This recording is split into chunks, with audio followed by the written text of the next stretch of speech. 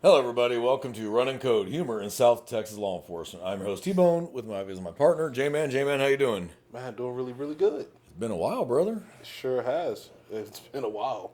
So for our listeners and our watchers, we're very sorry. We've had a lot going on. He's had a lot going on at work. I've had a lot going on at work. I changed jobs recently. He changed jobs recently. So it's been trying to even it all out. So we're really sorry about the delay. I got your messages. Thank you very much for asking where you've been if we're okay. I do appreciate that. But we're back now. So hopefully we'll be rolling back into a weekly episode like we were before. So thank you for your patience. I hope we didn't lose any of you, and I hope we gained so many because we're over 4,000 now. Yep. So we're in, I don't remember how many countries. We're in a We're really like good amount of 300 cities and like 38 countries or something. So we do appreciate it. Please tell us, tell your friends and family about us. Have them listen. We really appreciate it. So, J-Man, it has really been a while, man. Really has. So how's the job? You been all right? Job's been good. Been all right. Been busy. Yeah. Summertime. Yeah, it ain't getting any less busy either. Summertime for law enforcement is pretty bad. Always, Always. always. For those that don't know, yeah, summertime when the weather gets warmer and it's warmer at night, the tempers start flaring, the alcohol mixes with it, and it just turns into a problem every Yep. night. That's 7 nights a week. That ain't Friday and Saturday. That's 7 nights a week. Yep. So, because humans are humans 24/7. I'm in CID now, so I'm a detective now, and it's not nearly as much fun as it looks on TV. I will tell you Oh. that. Oh, it's tell you not that. like just the cool suits, looking sexy in the No. pinstripe and If it was that easy, we could all do it. I'm case just isn't praying solved. for the day I can test for sergeant and get out. The case isn't solved in like seven jump cuts. Nope. And everybody's pounding back. No, you don't go from arrest to court and it's over in a week. That'd be fantastic, but no, that's not how that works. So I'm adjusting to that, and I know you're adjusting to your new role in law enforcement, and he is still in law enforcement. We're both still cops, so that hasn't changed. It's just different roles. But today, we're going to talk about on duty versus off duty. Now, if you want to be truly technical about it, we are never off duty.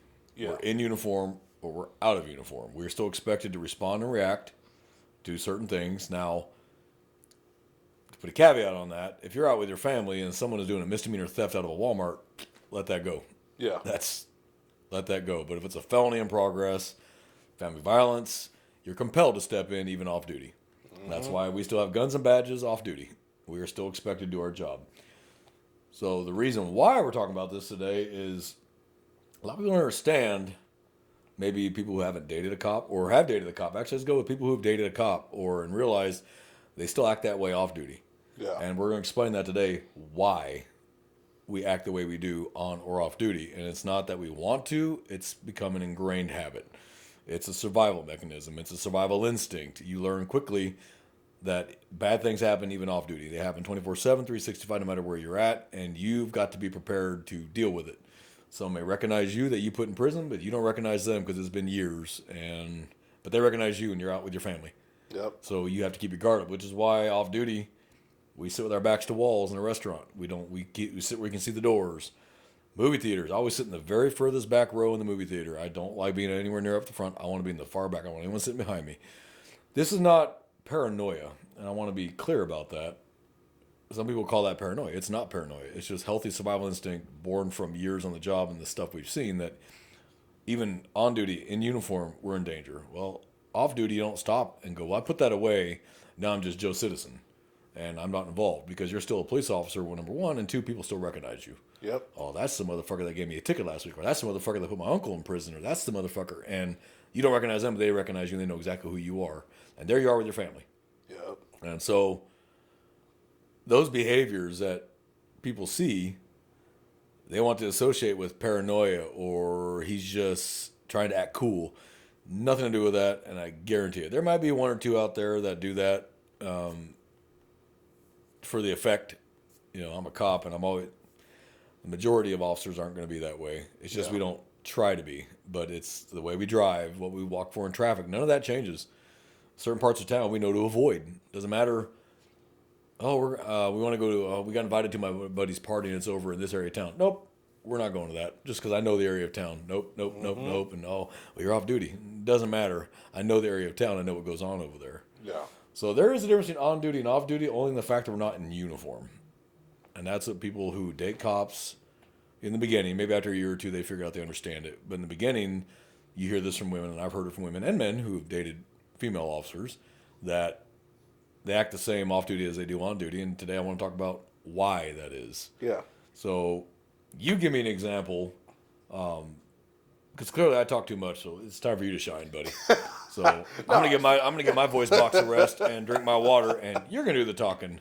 So J-Man, you're now the host, so go for it. Well, yeah, it's just like driving around, like especially when I'm off duty.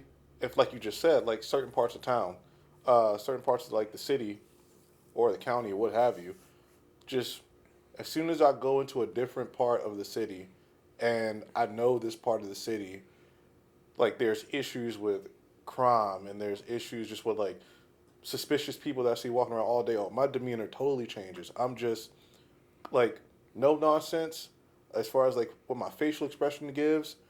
I'm just walking from one place to the other. There's no interrupting me. I'm always going to walk with a purpose, but then I'm always just constantly scanning 360, just all day, every day. And I don't know. That's I grew up in the project, so that's partly a project thing. But then that's just no. Like I just can't. And I may relax a little bit in a nicer part of town, but the only thing that just tells me is that I can't like. I'm too if I get too relaxed, then I just always feel like I'm gonna be susceptible to something that anything that could happen because I'm not paying attention, and like the environment doesn't dictate really anymore for me. It doesn't dictate my how vigilant I am. It's just a no go. Whether I'm in like the worst part of town like zip code, or I'm in the best like richest zip code. It doesn't matter. Like that's just one example right there. Like it doesn't matter, and especially I don't even go to malls. Yeah, I don't even go to I don't malls like no more. malls. Like I used to go to malls a couple years ago, not very frequently, but I can't stand being in malls. Like I get in the mall and I'm in there for 20 minutes, and I just feel like there's pins and needles just pricking me in the back because it's just too much to walk around and notice, too much activity, and yeah, I've been called like not as fun, or paranoia, or anything like that. But I'm like, nope. And it's not paranoia. It's not that I'm not any less fun than what I was, because I'm kind of a monk anyway. So, you can miss me with that. But it's just, I hate to say it, but if you're not like law enforcement, some type of military like background where you have seen like combat or combat related, it's really hard to explain. It really is. Shouldn't be, but it should just be simple as, oh, okay, I get that. Even though I'm not in your shoes, I'm going to put myself in your shoes and understand. I get that. But And yeah. some people do. That's more common with the veterans will understand it. Yeah. Because, again, their vigilance is what has saved their life in combat zones. But for us, it's combat every day. We put on that uniform and go to work. It may not be constant shootouts. It may not be Mogadishu 93 or Fallujah in April of 04, but it's still a form of combat. It's urban combat. You're combating the criminal element every day in uniform. And that vigilance is what saves your life. That constant awareness of what is going on around you. Pay attention. If I pass cars, I can tell you when I passed them how many cars I passed and what the colors were of those cars. And I always look in the cars because you'd be surprised what you see. I've seen guns. I've seen drugs. I've seen family violence going on inside of a car. And it's my job. I don't drive with blinders on. I can't drive like this with my hands above my eyes going, nope, I don't see nothing. It's my job to pay attention. Yep. Because as soon as you start fooling yourself into believing that you're safe because you're in a certain part of town is the day you're going to buy it. And I know from my experience that the richer parts of town have some of the most violent things that I've ever seen happen. Rich people snap; they go all the way. Yeah. I mean, they kill their whole family and then themselves, or they kill the whole family barricade, and then we end up getting in shootouts with them. I mean, I'm never fooled just because I'm in a very nice $1 million home area, because I've been to those calls where someone has killed their entire family, and now they're barricaded, and we're trying to get them out peacefully, and they decide to shoot it out with us, and it ends up being a bad day. Right. And so you get those people that think, well, if you're in zip code like that, now, crime-wise, no, it is lower. Yeah, absolutely. If you live in a neighborhood where the house is average $1 million, you're not going to have the same level of crap as you would in the poorer zip codes or the really congested zip codes. But they're still there. Yeah. And for people who don't think gangs are in the rich part of town, think again. They are. Oh, yes, they are. They may not be in the same levels. They may not be as noticeable, but they are there. And a lot of it is because they're kids of these homeowners or even grandkids of these homeowners. We've got every kind of gang there is, even in the rich parts of town. Which means you're still going to have drugs, you're still going to have violence, you're still going to have car theft, you're still going to have car burglary. Like, a lot of people live in these gated subdivisions and believe they're in this bubble of protected. And they leave their cars unlocked. And they leave their very nice, expensive guns in their car because I live in $1 million house. Who's going to mess up my car? The grandkid from someone who lives up the street is going to be pulling on door handles and get your gun or steal your car. Or you left your garage door opener inside your car and then he just opened your garage door and now he's in your house with your gun and now it could turn into something else entirely. And it happens. It does. I had to do a phone dump on a subject and I don't want to get into too many technical things about phones, how they work, because I'm not trying to give information out to people that doesn't need it. But I will say we're going to use your phone to put you in prison. But took a video of him stealing a Dodge Charger, and he did it in about 25 seconds, and he was gone. And he took a video of the whole damn thing, and I was just like, I was flabbergasted. Yeah, it's no different than How quick he stole it. Yeah, the Kia boy nonsense. Like, for the ones, like, that show you how they steal which is great for a car owner of a Kia because it's like, okay, they showed me how to steal it. Now you just got to put in those countermeasures to make it harder to steal. Well, if I recall right, Hyundai came out with a software patch, but you had to pay for it. I'm like, oh no, you screwed this up. They got to capitalize somehow. It's their mistake, but yeah. Oh yeah, well, pay us $1,000 and we'll give it to you. Yeah, I know for a while it was free. There was a stadium here that people were able to come in on a Saturday and get it reprogrammed for free. They would just plug into your OBD port, reprogram it, you're good, and it solved that problem. It fixed that issue. They solved the problem in 20. So past that, you can't do that anymore. You can't steal them with a USB cable. Yeah. But these idiots are buying reprogrammers on Amazon, anywhere from a cheap one to a very expensive $1,000 one. They plug into the OBD port, they hit Dodge Charger model, and they hold up a fob, and it reprograms it, and they're gone in 25 seconds. And they're out the door with your car. No fuss, no muss, nobody got broken. Nothing, and these are like the $100,000 Hellcats they're stealing. And then we know in law enforcement what they're doing with those is they're putting it into a Chrysler 300. So it's what they call it. It's a modified now. It's a Chrysler 300, but the frame fits a Hellcat. So they drop the whole drivetrain and engine into this Chrysler 300, reprogram it. So when you run the car is clean. So you pull the car over, VIN's clean, run the plate's clean, it's got insurance, but the whole drivetrain and engine is stolen. So unless you actually pop the hood, and you better have probable cause to do that, because now it's a search, because the engine's not visible. Yeah. And then you get the serial numbers, and then call somebody who has access to a system called ISO, and go, hey, here's the engine serial number. Is this stolen? It's not going to happen. Yeah, those Chrysler, you see a lot of Chrysler 300Ss, or the ones that sound like Hellcats, but just a regular Chrysler. Yeah, but then the ones that do have a Hellcat motor in them, or they got a 392 in them, and that thing will take off. Oh yeah. So that's becoming a real popular one, and then they just junk the frame. Yeah. You take it to a smash yard or whatever. I know our auto theft guys go by salvage yards a lot, and they'll actually walk through and audit and find a lot of stolen cars, and they'll look at the junkyards like, why aren't you running VIN numbers like you're required to when you get a car in, and like, oh, our bad. And there's a whole stretch here that must have 12 junkyards, and yeah, they audit those all the time. They'll get 6 or 7 stolos out of the junkyard every time. The owner's like, oh, no, you're required to check the VIN numbers. I don't know how we got on that topic. But the vigilance, a certain amount of paranoia is healthy. Yeah. Over paranoia is unhealthy. Like, I don't get in my house now, and then I don't clear every closet when I get home, and and tactically clear my bedroom and tactically clear my closet. No, that's my safe place, and my house is probably the only place I can really just relax and chill and bring down the day. Mm-hmm. This is why I do agree. I heard this when I was a rookie, and people were like, it's better to live further away from your work than real close. The drive gives you time to bring it down. Bring down your level, down your bleed off the day. By the time you get home, maybe most of it's gone. That way you're not taking out your stress and your anger of what happened with your family, which I agree with. You should never bring this home and give it to your family. They don't need that. That's your job. You're a police officer at home, but your dad or mom when you get home. Yeah. And that's your matter. Because there were nights I drove home with the radio down or the radio off, just like, Jesus Christ, what happened today? Mm-hmm. I've had days like that. Just, holy shit. It's a 30-minute drive home and just like, what the fuck was that? you know? And then if you had a good day, you got the radio up and you're just driving. But I've had days where I drive in silence, just shell shocked what kind of day that was. Like, Jesus, I went to shit quick.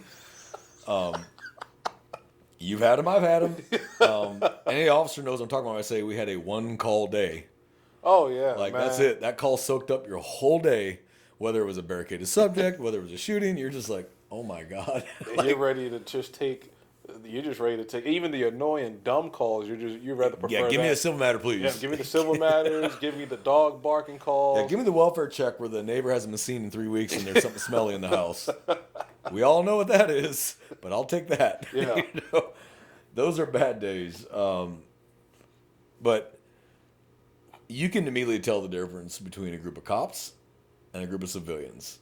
Unless those civilians used to be like infantrymen who actually been in combat or special forces, special operations, or maybe even ex-cops. Even ex-cops, for the most part, are going to act like active cops. So if you've only been an officer for like 6 months and then you just didn't make it, either it wasn't for you and you were smart enough to know that that was not for you and you made the wise decision to walk away before it got you or someone else killed, and there's no shame in that. If it ain't for you, it's not for you, and that's okay. Yep. I'll never make fun of someone who tells me, hey, maybe this ain't for me. I'm glad you recognize that, brother. There's other jobs out there. I wish you nothing but the best. You let a recommendation, anything, you let me know, and I got your back. Don't stay out of pride and get yourself or someone else killed because, well, they'll make fun of me. It's better than being dead. Yeah. So sometimes you got to know when to walk away. But if you only did it for 6 months, you probably won't maintain those kind of behaviors for very long because you only did it for 6 months. But if you've been a cop for 5 years, 10 years, 15, 20, those behaviors are now ingrained. Unless you were one of those weenies that made it off patrol in a year and went to the courthouse for 25 years, you're probably not going to have that kind of vigilance if you're in the courthouse. We're not offending anybody who was on patrol for a year and then went to the courthouse. I'm pretty sure there's a great reason why you did, and you jumped on the opportunity. Because who could beat weekends? That's very political. Who could beat weekends? And I appreciate that. And I'm Monday sure they through Friday. appreciate that answer. Yeah. I know Okay. a lot of people work at the courthouse, and I love y'all to death. Let me clarify something.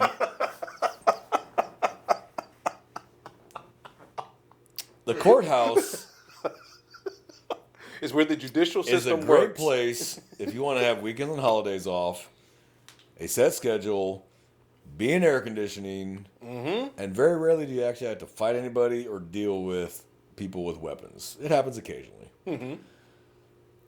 If you only did a year on patrol and went to the courthouse, though, you're not going to maintain that same level of vigilance because it's not necessary and it's not required. No, definitely. Which can bite you because stuff does happen at the courthouse too. And if you've lost those street skills that you've learned, and this is my issue is street skills are a perishable skill, just like shooting. It's a perishable skill. So if you've been a cop for, say, you were a street cop for 5 years, and by the end of that 5 years, you could pick out a drug deal from 100 yards away and nail it and be able to articulate it, or you could recognize danger that someone else doesn't see, but then you go to, say, be a detective. And you become a detective for 5-10 years. Now you're behind a desk 99% of the day. You're behind a desk. You will lose those street skills. No fault of your own, but you have a different function now, so you don't have to worry about what's going around. You're not worried about the detectives around you flipping out. Right. So you start losing them. Well, then you make sergeant. You go back to patrol. Yeah. Now you're a patrol sergeant who has lost all their street skills and has to relearn that. I don't think there's anything wrong with detectives being required to work the street occasionally. Like every 2 weeks, you will put in uniform and you will go out and do a shift on the road. That maintains that level of skill, that maintains that level of awareness. Plus, as an added benefit, you have a detective now out with you. Someone goes out and needs a detective, they're there. Yeah. They pull up, all right, I got it. I'll take the complainant, I'll take the witness statement, I'll take the suspect statement. I got it. But they don't lose that level of self-awareness and street skill and street smarts they've learned. We will never do that because we just don't have the manning. We just don't. The crime level here is so high that we can't do it. Can't afford it. And it's not that we don't want to. It's not that, nobody's willing to do it, because every detective I know would give their left arm just to get back in a patrol car for at least 8 hours every 2 weeks. Just to feel like a cop again. Because while you are still a police officer, you don't feel like one as a detective. Because your job is all paperwork now. For the most part, it's not like the movies where every single person gets brought in for an interrogation, or we go out to every single scene and talk to every person, and we don't really do that. That's going to be for like your major crimes. That's going to be your murders, aggravated sexual assault, aggravated robbery, aggravated assault, deadly weapon. The resources will be marshaled to that. Mm-hmm. But we can't, frankly, and don't have the resources to do this for every single felony crime. Right. Like if check fraud, we're not going to canvass the whole neighborhood, knock on every single door and pull it. We're not going to have 25 detectives out there talking to every single person they can find. It's going to be the level of crime and the manning level. And that is the unfortunate reality. Every law enforcement agency would love to have twice the number of people they got. Money is always going to be a factor because what people don't realize, and I'm going to explain this, your manning numbers are set by either your city council of your municipal police department or your county commissioners of your sheriff's agency or state police by the state legislature and the director and the governor is going to set your manning levels. Mm-hmm. It's always going to boil down to one thing, money, every time. We don't have unlimited budgets. We don't have like, hey, you get $1 billion every year. It doesn't work that way. Especially with politics. So if you want more people for your agency, you as the sheriff or the chief of police or the director have to go to whoever holds those purse strings and request manning changes. Mm-hmm. Hey, based on the crime rate, based on the population that has gone way up, and based on the amount of subdivisions we put in, and based on the business that moved in, and based on the crime rate that's gone up, I need X amount of officers. Sounds great in theory. And they say, okay, we're going to bless you. You get 25 more officers. Great. Now you got to hire them, train them. So we back up. You got to go through the background process, which can take anywhere from a month to 6 months, depending on who you're going to. Yeah. State police, talking 4 to 6 months. They are going to do a really in-depth background on you. My agency was 4 months. And I was like, good God, I'm fresh out of the military. They shouldn't be that hard. But they're thorough. Yeah. And they need to be thorough. And then, so now you got your academy date. Now you got to go to the academy. That may not be for 2 months, 3 months, 4 months, depending on when they have a class open. Then you go to the academy, and for whatever agency, it could be 4 to 7 months, depending on the agency. State police, 7 months. And it's a living academy. Some agencies might just be 4. You're getting the same license. It's just the level of training based on the amount of dollars available to train. It's always going to be money, and it always is every single time. Even the military ran on that. You ain't got an unlimited budget. Money is still a factor. Now you graduate the academy. Now you got to go through field training, which could be anywhere from 6 weeks to 4 months, depending on your agency. I think state police here, I think it's 6 months of field training. Like 6 months straight. Yeah, that's half a year. Yeah. I didn't realize that. Yeah. Yeah. So then now you're on your own. Now you count as a single individual on that manning roster because when you're a trainee, you don't count because you're a trainee. Right. Your trainer counts. You don't. You are not allowed to make calls yet on your own or drive on your own without a person with you. When you are finally off FTO and they hand you keys on your own and say you are now a manning slot. How long was that process? An easy year, if not longer. And then remember, when you get new bodies to patrol, what happens? People new leave promotional spots to because go we somewhere had else. open slots in CID, warrants, gang unit. So and you're back in it's the like same this. position. Yep. It's like it's a wave, like it's a wavelength, and it's annoying. So yeah, for about a month you'll have this great manning, and then those spots start opening up. Hey, aren't you next on the detective list? Like, oh shit, yeah, you're happy because you promoted, you're getting better pay, and you're out of here. But the guys aren't great. That's a body gone. Yep. So people think it's just so easy for a commissioner's court or a city council or a director of an state agency to say, you're blessed, you get 200 more people, you get 100 more people, you get 50 more people. They think that's just snap your fingers, it's done.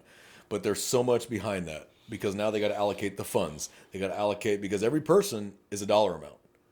Okay, this is your base salary, but here's your medical, but here's your life insurance cost, but here's what we expect to use for workers' comp. There's a whole dollar amount for each and every single person in an agency. Mm-hmm. There's a set dollar amount, and they have to go and go, okay, we need to assume this person's going to work for us for 20 years. So we need to make sure that we will have that kind of money in 20 years. Right. So they can say, okay, we're going to give you 50 people. Well, 50 times 100,000 for that person. This is going to cost this. The cost to train them, the fuel costs, the uniform costs. There's so much that goes to it that people just don't realize. It is not, you can't just snap your fingers, wave a wand, and the people are there because it doesn't work that way. Mm-hmm. So even on the day that the commissioner's court or the city council says, you're going to get 50 people. Fantastic. You ain't going to see them for a year and a half. And even when you do, all those open slots we talked about are going to get filled by the people who've been waiting to leave because of manning and couldn't go. Yep. So it's a sad, unfortunate reality. We don't have it. Yeah. And then there's the denial. There's the denial that crime has gotten that bad. There's denial the population has gone up this high. When all you got to do is look at the call volume, and that will tell you everything you need to know. In most SOs, it was probably rural 20 years ago, but now it looks suburban. Look at traffic. You look at development. Just traffic. Yeah, Yeah. the traffic and developments. Like Absolutely. all around. Like I mean, anywhere in Texas is constantly under construction because everybody keeps moving here. So you got to widen the roads and you have to, or repair roads that weren't getting much traffic. But now it's a thoroughfare like a highway. So now you got to repair that. And you're putting up a subdivision with 2,000 houses where it used to be cattle fields. and the great state of Texas. Yeah, it keeps exploding because people keep coming here. And stop trying to California my Texas, please. We're full. If you want to be a Texan, be a Texan. Come here and adopt our way of life because that's why you're coming here. But when you bring your fruity bullshit ideas from another state and then try to change the state to you, you left your state for a reason. Stop trying to turn this one into that one. There's nothing wrong if you're a vagabond or you want to come here and have a modern piece of art. I'm not being political. You want I don't care. I don't care. Nope. You want to have a ute? Nope. Like, Nope. Nope. I'm not political. Don't care. I'm telling you what I've seen in this state over the last 10 years. And I've watched it turn. And the people coming out of state, coming from very blue states, Yeah. and bringing that crap here, and then wondering why it's turning into shit. Well, that's because you brought your bullshit with you. If you want to come to Texas, be a Texan. Here we believe in law and order, integrity, and justice. Mm-hmm. We believe that crime shouldn't pay, and you should go to prison when you break the law or hurt somebody. That's simple. But when you start bringing it from other states where you were used to there getting a free ride, and then you bring that here, and then you want to change the laws to fit you, that I have a problem with. I remember, I'll never forget it. It was when I was still working in the jail, it was an inmate that was fighting a murder charge here.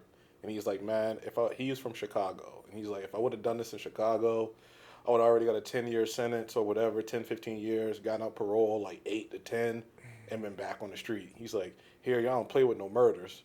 I'm facing a life sentence damn near or whatever, and I'm still going to court. I'm like, well, yeah, I mean, it's nice to know that you made that realization after you killed somebody.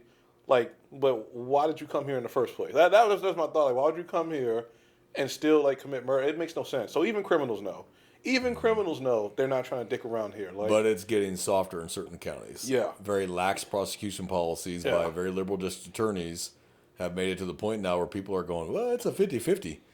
And it's a sad thing to say when you get a real blue county surrounded by a bunch of red ones, and those counties don't fuck around and will actually throw your ass in prison. And then you get this very blue county, and they're like, well, I mean, it's only the third time you've done it, so we're going to give you 5 years deferred adjudication, suspend a sentence. And you're just like, okay. So what did they learn?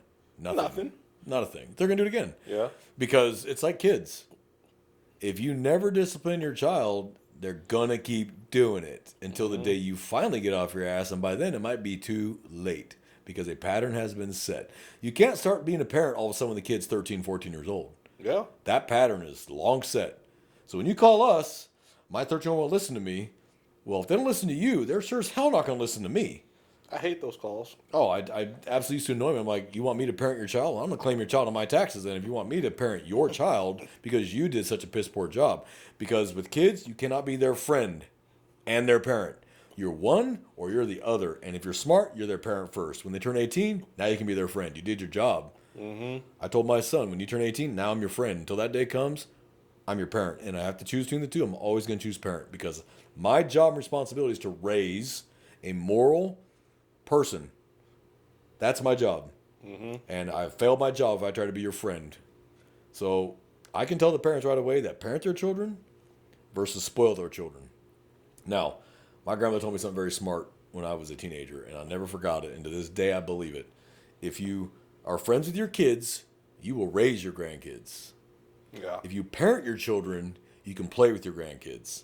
Makes sense. It does. You did your job. And it drives me nuts the amount of grandparents I have to see that now have to raise their grandkids. Yeah. Like, unless in some extreme circumstances, like your daughter was killed or they were killed in a car crash and now you don't have a choice, you're the next parent line, great.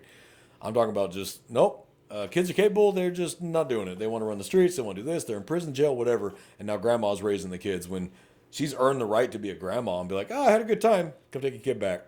Mm-hmm. I want to watch, TV all day. So how do we get on that topic? It's all right. Tangents are okay. Tangents are okay. It's all right. Tangents are okay. It's just look at it as a call. You show up for True. You show up for a civil matter. You are absolutely right. Two neighbors disagreeing over a property line, and then you get there and somebody pulled a gun on somebody. Like it's no longer a civil matter. It is now potentially a criminal offense. So just look at tangents like that and ever evolving call. It's like key cards. Yeah. I believe none of what I hear and only half of what I see on that key card. Because I'm going to get there and find out it is something else entirely. Yep. Neighbor wants you to check the neighbor's house. The front door is open, thinks they forgot to close it. And you get there and there's 3 dead bodies in the house. You're like, well, there goes my day. Yep. So yes, you're right. Tangents are absolutely normal in law enforcement, and no call is what it is purported to be. Ever. It's too good to be true. It really is. 911 hang-ups have turned into shootings. Yep. Or a simple civil matter turns into a serious brawl with the whole family. You're fighting the whole family while backup's running code to you that were nowhere near you because that's civil matter. Yep. But ex-wife showed up, or ex-wife's husband showed up, wants to fight the new husband or whatever, and the fight's on, and they're pulling knives and stabbing each other. Why? Because he used to stick it in his wife? Your exes, let it go. Yeah. But humans aren't built that way.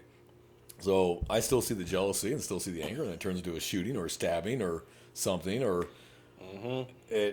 you get called for a simple welfare check, and then it turns into you got to remove the kids from the house. You got to get CPS involved. You got to EMS there. You got to get CID there and crime scene because it turned out the house completely unfit for a child, covered in dog feces and cat feces everywhere, and it's a completely dangerous environment for a child. But it was just a welfare check, but now it's sucking down 7 hours out of your day because you got to do a priority 1 investigation. CPS had them come down and take these children out of the house, and I guarantee you, the minute CPS shows up, the fight's on with the parents. Oh yeah. It's amazing how these parents that don't give a rat's ass about their kid, all of a sudden are the world's greatest parents when CPS shows up. Yeah. And then all of a sudden you can't take my kid, and you are going to fight. This is why our policy, I know what your agency's policy is. Our policy is there'll be 2 officers and a sergeant on a child removal. You will have 3 officers on that scene because it will be a fight. Oh, it makes We've sense. had guns pulled on us. We've had CPS workers shot and killed or stabbed for doing their job. So CPS workers don't go into a house anymore without us there with them. If they're going to do a removal, 2 units and a sergeant. It makes sense. And it's for safety because a child removal is going to be one of the most violent things you're going to come across. If that guy's already drunk, he's already high, or whatever it is, you best be ready because the fight's coming. Yep. And so I used to stand with my taser behind my back on child removals and just stand with my taser behind my back and on. So I didn't have to waste time, just pull it out and pop because I knew it was probably going to come at some point. I hated having to have that mindset, but I've known from the years of experience doing it what this shit's going to turn into. Yep. So, but that goes back to vigilance Yes. and experience. You know what you're dealing with because you've done it. Yep. So, what do they say? There is no such thing as a routine call. It's Doesn't not. exist. Nope. Routine traffic stop Nope. doesn't exist. Routine 911 hang up doesn't exist. Because every single person is a different human being. Every circumstance is a different circumstance, and you better be ready to adapt. You get off work, nothing has changed. You're going to go to the mall. Hate going to the mall, but I got to get a gift for my niece's birthday, so I got to go to the damn mall, and I got to just effing deal with it. And then you get over there, and then you see the gangbangers with guns. You're like, Yeah, and it's kind of like they know. It's odd. Like have you just kind of just been out walking, and maybe it's because they recognize you, but sometimes it's not. But I feel like just criminals and cops, because we profile like what somebody's wearing, like outer appearances. That's just how it is. We're not talking about racial. We're talking about outer appearances, how someone carries themselves, presents themselves, bulges. yeah, I get people that call me boss off duty and clothes like this. Hey, boss. I'm like, I've never been to this gas station before, but they can tell. Yeah, like the cop haircut stereotype, or the you look like a cop. Now you get the stereotype. guys that wear Solomons and 511s and a blue line T-shirt and a square Oakleys and okay, That's they a make cop. sure their gun is visible under their shirt. It's like, Like that's a cop. Come on, Like, man. All day that's a cop. I wear jeans, boots, a T-shirt. I don't wear blue line anything. I don't have anything on my truck that says I'm a cop. My gun is completely hidden. You'd never even notice there. My badge is put away.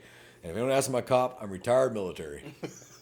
That's all you need to know. I tell people I'm a garbage man. I Garbage men get swear, paid more. When people ask me, I'm just a garbage man. You do take out the garbage.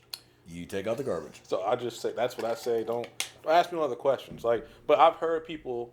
I remember I went to like a family function, and I remember there was clearly he's an older horn, clearly, but for some freaking reason we attracted like magnets. Like I sat in one spot, he sat right next to me, and we just started to talk. Now, it's just I'm like, all right, like you're shooting the shit with me or whatever. You're talking about like where you grew up, blah blah blah, and all of a sudden he leaves, and then I'm just wondering to myself like, how does this happen? It's like synergy. I don't know. It's like cops and criminals. It's just weird. We recognize we know each other, and then I have to know where you are until I leave or you leave. Yep. Until I know you Yep. leave. It ain't going to be this. Oh, that's just a guy with like tats, or he really loves his city, or something stupid like that. Like, like no, like nah. I need to know where you're at. You're definitely going to know where I'm at if we're paying that much attention. If I lock eyes with somebody for 2 seconds, 3 seconds, something ain't right. My antenna's going up, and now I'm gonna watch you everywhere I go if we're in the same space. No. Because there should be no reason you're looking at me this long. And there should be no reason I'm looking at you that long. It's just. But that's like vigilance. That's not paranoia. It's not gonna go away. That's not being scary or something like that, or being a punk. Like, why would you openly ignore like a dangerous situation? That's why, like, sad to say, you get cases like, for example, in New York, where it was a clearly dangerous situation. A man ended up getting stabbed and lost his life because of, well, I'm not going to assume you're a criminal just because of how you look and you got a knife and you're trying to rob me. And that man ended up losing his life. It's sad, but I'm not playing them games. Like, don't come near me. If I think you're a threat or whatever, I'm going to do what I do, whatever, blah, blah, blah, and that's going to be it. Like, that's not being scary. That's not being a punk. That's not being insensitive. It's being smart. You're considering your life and your family's life, and you got them with you or your friends. That should be priority number one. Absolutely. Yeah. And I'm not saying walk around and be a dick to everybody. Yeah. Not at all what I'm saying. But trust but verify, like General Mattis said, be nice, but have a plan to kill everyone in the room. Yeah. And that's not looking for a fight. That is simply reality. Yeah. Cause, And so I'm not going to walk in and be like, oh, yeah, I hope this happens. No, it's not what we're saying. mm-hmm. We're saying be vigilant and be prepared, because it does happen at the oddest times, in the weirdest places, the nicest environments. All of a sudden, you're having to pull your gun. You're in a gunfight. I mean, I've done traffic stops in the richest parts of town where it ended up damn near being a gunfight because I happened to be passing through. So I can't be fooled that's a nice area just because that car's in a nice area. They may just be passing through. So we have a very nice small section of town here that comes from one of the crappiest parts of town, and the same thoroughfare goes through both. So the cops in this very nice little town, this little small little area, this municipality, have to deal with a lot of turds that come in off that highway into their town, because 2 miles down the road, it is a war zone. yeah. But the people that live in this little small town that's nice, those are multimillionaires, a few billionaires, and live in multi-million dollar houses. And so the cops, when they start there, are used to dealing with the rich, but they start doing traffic stops and people that come in off that highway, and they're getting guns, drugs, chases, stolen cars. So they fooled themselves into going, well, I live and work in a very nice area. Yeah, there's an invention called Cars and Roads, and they connect. Yeah. So just because you police there doesn't mean that that's the kind of person you're dealing with, is a person from there. Yeah. So it's kind of like everybody's so worried about offending people now. What if I say something offensive? Yeah, this guy looks like a criminal and he acts like a criminal, but I better not call him a criminal because I know I'm being insensitive, or I'm being rude, or a criminal is a criminal. If you know what the hell you're looking at because you've been doing this for 5 years, 10 years, 15, 20, whatever it is, your first instinct is usually right. Yep. Because that little voice in your head's going, hey, pay attention. You know who Dan Pena is? The motivational billionaire. speaker. Love Dan Pena. Yeah. He's very And blunt. he pulls no punches. Yeah, he's very blunt. He will tell you, you're an idiot. Have you ever seen he talks about, and listeners, please look this up. Look up Dan Pena snowflake test. And if you're sensitive, don't. Because he's going to hurt your feelings. And I love him. But he said, the biggest problem with society is no one is willing to tell someone, fuck you. Because they're too worried about hurting someone's feelings. So they're going to let them run all over them. Dan said, there was a snowflake test. He goes, there was 5 questions. He goes, I don't remember all 5. But the 5th one of the questions was, the question was, sorry, let me back up. If someone came up and you were with your mother and someone came and spit in your mother's face, what would you do? There was like 4 answers. And he goes, the most picked answer was, I would want to see why he was having such a bad day. He goes, now what the fuck does that have to do with him spitting in your mother's face? That can't be real. Yes. A question that people really pick. Yes. And now we're talking that 18 to 22-year-old generation, though. But that was the majority, like 70-something%. You can look this up. Look up Dan Pena snowflake test. And he lays out the numbers. But that was the biggest answer picked was, I want to find out why this guy is having a bad day and why he did what he did. You spit in my mother's face, I'm going to knock every fucking tooth in your face out. Because that has nothing to do with why you're having a bad day. About to be a worse day. You're about to have a far worse one because that's my mama. And I love my mama. Okay, but actually I know my mother. I'd have to probably try and beat her to you because I know my mother. My mother's no wilting flower. But that's the mindset people are going to. Hey, let's find out why this robber has a gun. What's broken in him? No. He's pointing a gun at you. You can die. You've seen Roadhouse. Where Sam Elliott and him are talking in the club, and he's still down about having to kill that guy that pulled a gun on him. And Sam Elliott said, if someone puts a gun at you, you die or you kill the motherfucker. That's it. You don't sit there and try and talk to him and figure out why he's having a bad day. It's you or him at this point. Society's gotten away from that. I'm not saying we should all be rampaging barbarians and do fast draw contests in the street because someone, cheated at a game of cards. That's not what I'm saying. But too many people are under this impression now that if you just try to talk to a criminal, he'll be nice. The criminal's going to laugh at you and take your crap while he's doing it. Yeah. Because he thinks you're a moron. He knows what he is, and he's more than willing to take advantage of that. So if you see who becomes a victim more and more these days are these soft, spineless little millennials that think feelings overrule facts. If you keep thinking that, you're going to be a victim. You best be prepared to defend yourself. I'm not saying walk around with holding a knife going, come and get me. That's not what we're saying. But stop worrying about their feelings and worry about your safety. Call something what it is instead of what you wish it was, or what the news tells you it should be, or what YouTube says it should be, or TikTok. Call them what it is. Okay, I'm sorry you hurt someone's feelings. They'll live. Words have never killed anybody. So this is my entire issue is everything's just gone down like this. Because everyone is scared. They don't want to get involved. Look at a crash, a major crash. People just keep driving right by. What do they always have holding up as they're driving by? A phone. Their phone. I'm going to put this on TikTok, but I want to help. Really? But on the flip side of that, did you see that video where the guy tried to rob the nail salon? He came in, tried to rob the nail salon, and they all locked the door. Everybody just ignored him. Oh, first. yeah, They just they ignored did. him. And they just all They're walked like, out. Okay, whatever. And then he he's walked out like... And he's just standing, give me your stuff. And they're just like, no. And then the woman walked out. He's like, give me your stuff. He goes, give me your money. She goes, I don't have any money. And he was just shocked. And nobody was in a hurry. They're just like, yeah, we don't have any money. I thought it was the funniest thing I ever saw. And then he just walks out. He's just like, well, he's like, all right. Okay, have a good day. But that's freaking crazy. Like, when you think about it. Like, wow, that is a level of don't give a fuck I'd never heard of. And nobody's in a hurry to call 911.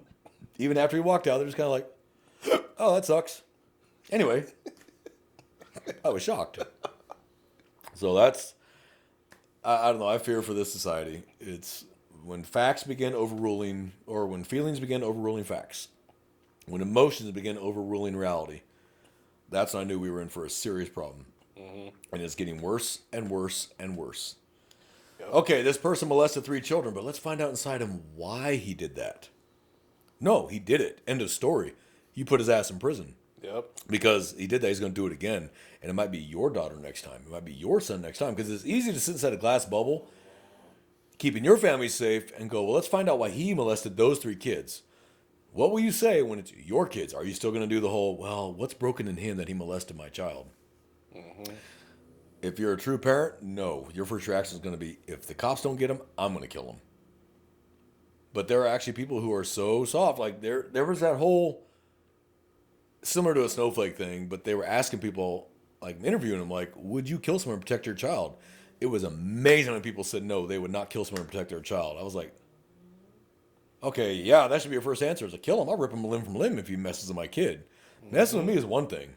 You mess with my kid, that's something else entirely. And so many people, mothers, no, I don't think I could do that. Well, there's a... Wow. I don't know if you heard it. I think it's one. I heard it yesterday. I think it's in Minnesota where they've expanded like their law on self-defense or their duty to retreat. They've expanded it? They've expanded on it, but not in my opinion in a positive way. So let's say you're walking, right?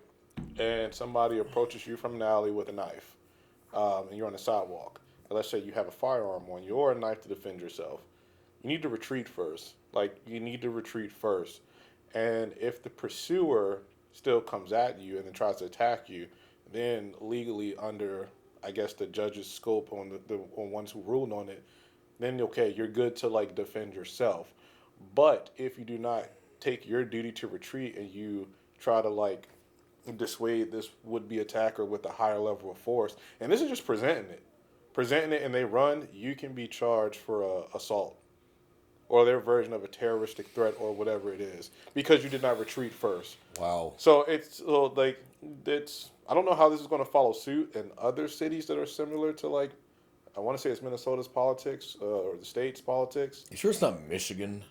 No, Is it Minnesota? I think it's Minnesota. Yeah, it's somewhere up north. I really want to say it's Minnesota. This stupid shit always dribbles from the north, east, or the west coast and starts dribbling its way to the rest of the country. Like diarrhea going down the pipes. It just splattered on everybody else. And it stemmed from apparently like a male who was pulled out a machete to defend himself against I want to say a man and a woman, which I think either both of them or one of them had knives, and no one ended up getting like cut or anything like that. But the man with the male with the machete was still charged with I want to say assault because he pulled the machete out and he didn't retreat because he had an avenue to escape and he chose not to. He chose to present a threat with his own threat of force to defend themselves, and they still said, well, yeah, you're still held liable. Well, that might be the most ridiculous thing I've ever heard. Thank you, Jesus. We're in Texas where we have no duty to retreat and we can stand our ground. Yeah. I don't have to retreat from you. I can do a tactical retreat to find a safer place to deal with this issue. There's that very famous video of those two Georgia cops walking all the way down that driveway. I remember that. All the way down that long ass driveway into the middle of a street. And then fighting with the guy, and he manages to get the gun of one of the officers. And the other officer had to shoot the guy that was on top of his partner because they retreated like 300 yards down this long driveway into the middle of a street. The intersection. Where they had him was contained. Yeah. But they wanted to retreat. Sir, please don't make it, sir. Please don't make it, sir. Please don't make it. Can't you only talk to a person so much before it just doesn't work anymore. Clearly, It's obvious they're not getting the message. Yeah. And now you're putting yourself and now the citizens in danger because you brought him all the way out to a busy highway instead of keeping him where he was contained the first time. Neither one of those two officers are officers any longer because of that incident. They were fired because of how long they retreated. There comes a point where, nope, you stop. Stop, or I'm going to shoot you. Put down that knife, or I'm going to shoot you. You know, come on, man, I don't want to do this, but we're not gonna negotiate all day long. Put that knife down. Don't you walk towards me again. That was horrifying to watch. That was embarrassing as a cop. There's a few instances that have been very embarrassing for law enforcement. Uvalde is very embarrassing for cops. Yep. That incident in Georgia, very embarrassing for cops. And all that did was embolden people. That just emboldens people to do this crap. Because they see that and go, well, yeah, I can probably get away with it because I just got to scare them or get them to retreat. Now, we can go all day on this one, but I'm kind of worn out on it myself. So, guys, we do appreciate you being patient. We're sorry it took so long. Welcome back to Running Code. We're going to do our best to put out more episodes every week. Please feel free to send us suggestions on stuff you'd like to know and questions you'd like to hear answer or topics you want to discuss. We're more than happy to. Best way to do that is on the YouTube video, but just put a comment on there. I've had to erase a few, the anti-cop rhetoric crap. That while it is funny and I do get a chuckle out of it, I still erase it because it's just asinine. Yeah. You have nothing better to do with your time. Get out of your mom's basement. Go find something to do, please. Okay? If you really want to know what it's like to be a cop and talk shit about it, be one first, and then you've earned the right to talk shit about it. Kind of like me in the military. I've earned the right to talk shit about the military because I was in the military. So I've earned the right to have an opinion about it because I did it. But for those that have never been a cop or military, you don't have the right to talk about it because you don't know what the hell you're talking about. Go walk in their shoes first, then you can actually say something that can be believable because you did it and you have some credibility. So, Other than that, leave us messages on these videos. Tell us what you want to talk about. I do review them. Leave the messages. Tell us what you want to talk about. Tell us what you want to hear about. If you have an issue with something we said, hey, let us know.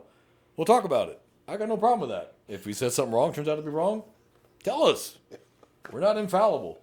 So please check us out on YouTube, Running Code, RUNNIN 'code, or on any of your favorite podcast platforms, Spotify, whatever it might be. We're on all of them. Pass this along to your friends and family.